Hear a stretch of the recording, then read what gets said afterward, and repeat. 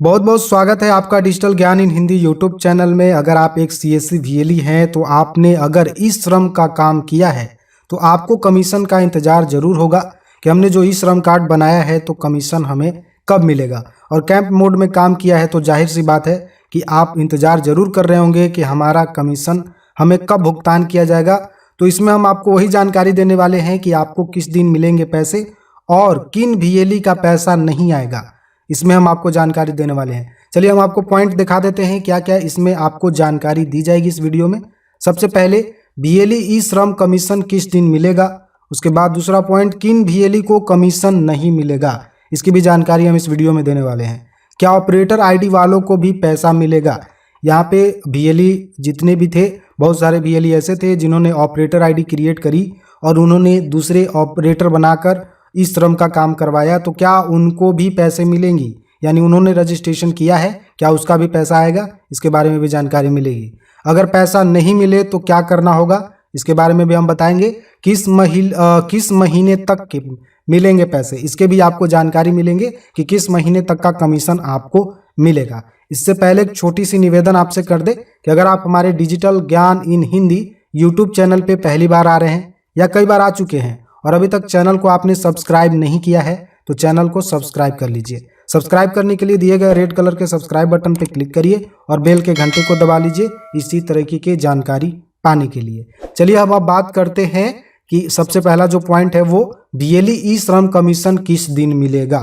तो ये जो कमीशन है वो आपको 18 फरवरी को आने वाले हैं। हर एक जितने भी स्टेट के वीएलई हैं उन सभी को 18 फरवरी 2022 को जो है पे आउट होनी है। जो डीजी पे में जो आएंगे उसमें आप वॉलेट में चेक कर सकते हैं। 18 फरवरी को जो ये पेमेंट है वो रिलीज होंगे धीरे धीरे जितने भी हैं। और एक बात का ध्यान रखिए कि ये जो कैंप मोड में काम हुआ है उन्हीं का पेमेंट आएगा। ध्यान से सुनिए, जिन लोगों ने कैंप मोड में कार्य किया है उनका पैसा आएगा और जिन वीएलई ने सेंटर से अपना ई श्रम कार्ड बनाया है बहुत सारे लोगों का, तो उनका 20% ही कमीशन मिलेगा। 20% मात्र, जितना कार्ड बनाया है उसका 20% ही उनको मिलेगा। लेकिन जिन वीएलई ने कैंप मोड में कार्य किया है तो उसको एक्स्ट्रा जो आने जाने का जो खर्चा है, कैंप में जो खर्चा हुआ है जाने का, कहीं दूसरे जगह जाके कैंप लगाया है, उसका भी जोड़कर यहाँ पर दिया जाएगा। और साथ ही साथ जो वीएलई ने सेंटर से केवल बनाया है उनको 20% ही कमीशन मिलेगा। ये आप समझ लीजिए। किन वीएलई को कमीशन नहीं मिलेगा, दूसरा पॉइंट है किन वीएलई को कमीशन नहीं मिलेगा। तो देखिए यहाँ आपको ध्यान से समझना है, उन वीएलई को कमीशन नहीं मिलेगा जिन वीएलई ने ओवर चार्ज किए हैं। आप सोच रहे होंगे कि कैसे पता चलेगा सीएससी को कि आपने चार्ज लिए हैं। तो सीएससी ने एक रूप से फ़ोन करके सर्वे का कार्य किया है कि आपका जो कार्ड बना है, जिस लाभार्थी का भी आपने कार्ड बनाया है उनको फ़ोन करके उन्होंने सर्वे भी किया है कि क्या आप इस कार्ड को बनवाए हैं तो आपको पैसे लिए गए हैं, क्योंकि आपके आईडी से बने और इसको सीएससी को भले से मालूम है, अच्छे से मालूम है कि आप आईडी से बनाए हैं। और जिन भी लाभार्थी का आपने बनाया है उनके पास कॉल गया है, बहुत कम लोगों के पास गया है लेकिन गया है, और उनसे जानकारी ली गई है कि क्या आपसे पैसे लिए गए हैं या फ्री बनाए गए हैं। सेंटर पे आप जाके बनाया है आपने कि कैंप लगाकर बनाया गया है। कैंप की सूचना जो है डिस्ट्रिक्ट मैनेजर से ली गई है और विभागीय जो है जो श्रम एवं रोजगार मंत्रालय है उन्होंने जो है जो लेबर इंस्पेक्टर रहते हैं उनसे जानकारी ली है।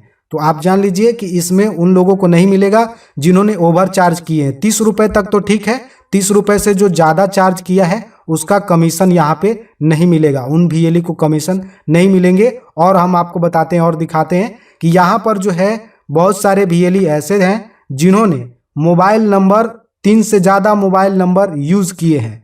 यहाँ पे बताया गया था कि inter beneficiary mobile number only will registration maximum 3 registration can be done with the single mobile number, यानी एक मोबाइल नंबर पे 3 ही रजिस्ट्रेशन करना था। ठीक है, उन्होंने ज़्यादा कर दिया है, 3 से ज़्यादा हो गए हैं, यानी 10-10 रजिस्ट्रेशन, 12-12 रजिस्ट्रेशन, किसी ने तो 20-20 रजिस्ट्रेशन कर दिए हैं जानकारी न होने के कारण।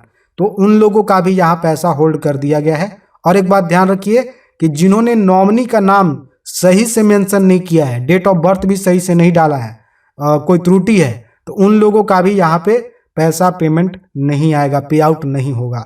एक बात और, जिन्होंने यहाँ पर देख सकते हैं कि रजिस्ट्रेशन ई श्रम is free of cost, don't charge any amount from beneficiary, ये हमने पहले ही आपको बता दिया है कि किसी भी लाभार्थी से आपको चार्ज नहीं करनी थी।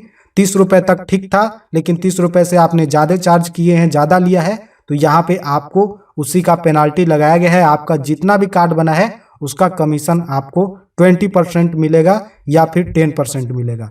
Enter the bank account IFC all beneficiary, यहाँ पर कुछ लोगों ने कुछ VLE ने बहुत मार्जिनल जो है गलतियाँ करी हैं। जैसे एक ही अकाउंट को 2 बेनिफिशियरी में डाल दिए हैं उन्होंने ऐसा किया है, वाकई किया है। जो फेस की है CSC की जो टीम है उन्होंने फेस करी है इसको लेकर। और ID भी बहुत सारे ऑपरेटर जो बना कर डिस्ट्रीब्यूट किए हैं, जो ऑपरेटर ने भी गलती करी है, तो वो जो गलती है उसका खमियाजा VLE को भुगतना पड़ेगा, उनका पैसा नहीं आएगा। और यहाँ पे हमने बात किया है कि क्या ऑपरेटर ID वालों को भी पैसा मिलेगा।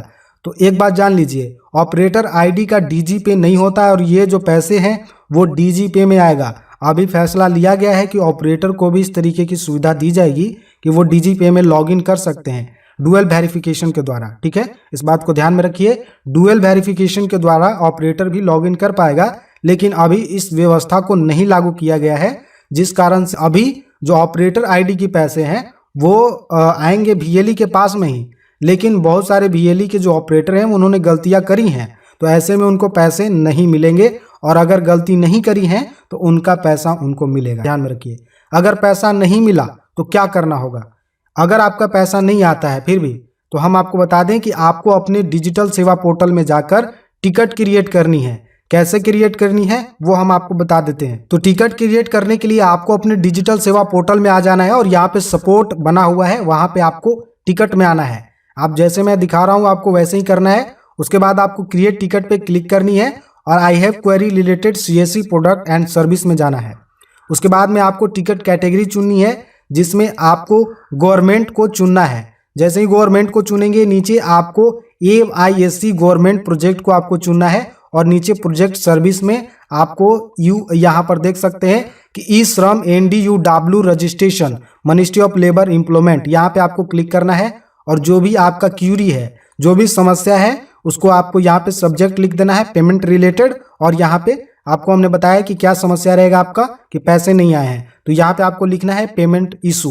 ठीक है, और उसके बाद यहाँ पे आपको मैसेज लिख देना है कि हमको पैसे नहीं आए हैं। ठीक है, ये आपको 18 फरवरी पैसे आने लगेंगे, सभी को पे आउट होंगे। 18 फरवरी के बाद आपको ये कार्य कर लेना है। ठीक है, अभी पेमेंट आएंगे 18 फरवरी को, सभी स्टेट के जितने भी VLE हैं उन सभी को ट्रांसफर किए जाएंगे। ठीक है, पे आउट करा जाएगा।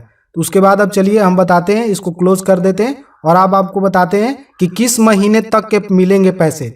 ये भी महत्वपूर्ण है, आपको जान लेना है कि किस महीने तक का आपको पैसा मिलेगा। तो यहाँ पे जो है डैशबोर्ड में आपको आना है। ये जो पैसे हैं वो 31 नवंबर 2021 तक के ही आएंगे, यानी जिन VLE ने 31 नवंबर 2021 तक काम किया है इस श्रम में कैंप मोड में, उनका पैसा आएगा। बाकी जो महीने हैं उसके अभी पैसे नहीं आने वाले हैं। तो डैशबोर्ड में आपको क्लिक करना है और डैशबोर्ड में जैसे ही आते हैं आप, हम आपको बता देते हैं कैसे आपको काउंटिंग करना है। बहुत जो VLE हैं वो काउंटिंग करने में यहाँ पे जो है उनको प्रॉब्लम आ रहा है, काउंटिंग वो गलत कर रहे हैं। क्यों, देखिए हम बताते हैं किस तरीके से वो काउंटिंग गलत कर रहे हैं, वो यहाँ पे आपको पता चलेगा। यहाँ पर देखिए 24/8/2021 है, यहाँ पे आपको करनी है, देखिए यहाँ पे 2021 करनी है, ध्यान से देखिए 2021, और यहाँ पे आपको नवंबर करनी है। ठीक है, 30 नवंबर तक के जो पैसे हैं वो आपको आएंगे। ध्यान में रखिए 30 नवंबर तक, हमने गलती से आपको 31 नवंबर बोल दिया है, यहाँ पे 30 नवंबर तक के यहाँ पैसे आएंगे। ठीक है, यह ध्यान में रखना, वो मिस्टेक है मेरी कि हमने आपको 31 नवंबर बोल दिया। यहाँ 30 नवंबर तक के आपको पैसे आएंगे। यहाँ पे 30 नवंबर तक आपके जो भी राज्य हैं, आप जिस भी राज्य से हैं उस राज्य में आप क्लिक करेंगे और आप अपना ID का वेरिफिकेशन करेंगे कि आपने अपने ID से कितनी जो कार्ड्स हैं वो बनाए हैं आपने। यहाँ पर जो भी आपकी है वो देख सकते हैं, इस तरीके से आपकी ID बनी हुई है। और यहाँ पे आपने जितने भी रजिस्ट्रेशन किए हैं इस दिन तक आपको ध्यान में रखना है, कितने 30 नवंबर तक का ध्यान में रखना है 2021, बस इतना ही तक आपको यहाँ पे सर्च करते समय इसको सिलेक्ट रखना है। और जितना आपने यहाँ पे कार्ड बनाए हैं उतने तक का आपको पैसे मिलेंगे। और जो कैंप मोड में बनाए हैं केवल उन्हीं का पैसा मिलेगा। तो आपने अगर नोट करके रखा है कि किस किस दिन पैसे कैंप हमने लगाया है, और यहाँ पे जो आपने सेंटर से बनाया है उसको ये समझ रही है सीएससी कि आप सेंटर से बनाए हैं तो आपने पैसे जरूर लिए होंगे, जरूर चार्ज किए होंगे। हालांकि आप चार्ज करें या ना करें ये आपका मैटर है, ये हम नहीं बता सकते। लेकिन सीएससी को जहां तक लगता है वो यही लगता है कि आपने सेंटर से बनाया है, यानी आपने चार्ज लिए हैं। ठीक है, ये क्लियर है। अब जो कैंप मोड में आपने कार्य किया है उसमें भी चार्ज लिया है, लेकिन उसमें से मिलेंगे, ये अब सीएससी की जो भी बातें समझ लीजिए ये उसकी बातें हैं। ठीक है, तो ये जो पैसे हैं वो आपको जितने भी कार्ड आपने बनाए हैं इतने दिन तक आपको उसी के मिलेंगे, और कुछ पैसे पहले भी मिल चुके हैं और अगर नहीं मिले हैं तो वो पैसे आपको मिलेंगे, कुछ जो है टीडीएस में कट के आपको जरूर मिलेंगे। तो ये हो गया क्लियर कि आपको इस दिन के पैसे मिलेंगे। ठीक है, अब आपको कोई और समस्या रहता है तो आप हमें कमेंट्स बॉक्स में कमेंट कर सकते हैं, हम अगले वीडियो में उस टॉपिक को लेकर आएंगे जो भी आपकी समस्या रहती है। हमने सारे जो टॉपिक्स हैं उसको क्लियर कर चुका है हमने कि किस तरीके से आपको पैसे मिलेंगे, कब मिलेंगे और किन वीएलई को नहीं मिलेंगे। तो आई होप इस वीडियो में आपको जानकारी मिली होगी। तो अब मिलेंगे अगले वीडियो में, तब तक के लिए हमें दे दीजिए इजाजत।